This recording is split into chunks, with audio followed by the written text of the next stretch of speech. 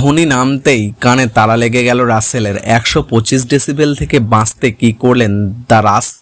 Mahendra Singh Dhoni bat করতে নামার সঙ্গে সঙ্গে গোটা মাঠ চিৎকারে ফেটে। ধোনিকে ব্যাট করতে দেখতে পাওয়া আনন্দেই মেতে ওঠেন চিপক। গোটা স্টেডিয়াম জুড়ে শুরু হয়ে যায় ধোনি ধোনি চিৎকার। চেন্নাই সুপার কিংসের ভিতরে তখন প্রয়োজন মাত্র 3 রান। সেই সময় শিবম দুবে আউট হয়ে যান। ব্যাট করতে নামেন মহেন্দ্র সিং ধোনি। সঙ্গে সঙ্গে গোটা মাঠ চিৎকারে ফেটে পড়েন। ধোনিকে ব্যাট করতে দেখতে পাওয়া আনন্দে মেতে ওঠেন চিপক। গোটা স্টেডিয়াম জুড়ে হয়ে যায় ধোনি ধোনি চিৎকার। সোমবার ধোনি ব্যাট করতে নামার সময় চিপকে 125 ডেসিবেলে চিৎকার হয়েছিল বলে জানা গিয়েছে। সেই সময় Kolkata Knight Riders allrounder Andre Russell দেখা যায় দুহাত দিয়ে কান বন্ধ করতে। সেই ভিডিও সমাজ মাধ্যমে ছড়িয়ে পড়ে। ধোনি 3 বলে 1 রান করেন।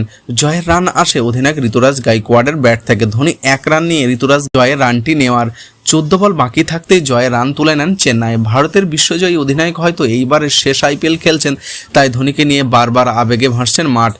যে মাঠে ধোনি খেলতে নামছেন তারই জন্য চিৎকার হচ্ছে। চিপক চেন্নাইয়ের ঘরের মাঠে, স্বাভাবিকভাবেই সেখানে 5 বারের আইপিএল জয়ী অধিনায়ক এর জন্য চিৎকার বেশি হচ্ছে। গোটা মাঠ হলুদ জার্সি পতাকায় ঢেকে যাচ্ছে। সেখানে ধোনিদের জন্য হওয়া চিৎকারে কানপাতা দায়। ম্যাচে প্রথমে ব্যাট করে কলকাতা 137 রান করেন। চেন্নাই বোলারদের দাপটে কেকেআরের কোনো ব্যাটারি বড় রান তুলতে পারেনি। অধিনায়ক শ্রেয়াস আয়ার 34 রান করলেও তিনি 32টি বল খেলেছেন। ওপেনার ফিল্ড শট এবং সুনীল নারিনও রান পাননি, তাই বড় রান করতে পারেনি কেকেআর।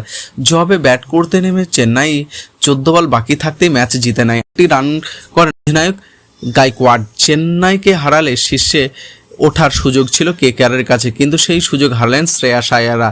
লিগ তালিকায় দ্বিতীয় নম্বরে রয়ে গেল তারা। 4 ম্যাচে 6 পয়েন্ট নিয়ে দ্বিতীয় স্থানে আছে কলকাতা। চতুর্থ স্থানে চেন্নাই সুপার কিংস 5 নম্বরে রয়েছেন।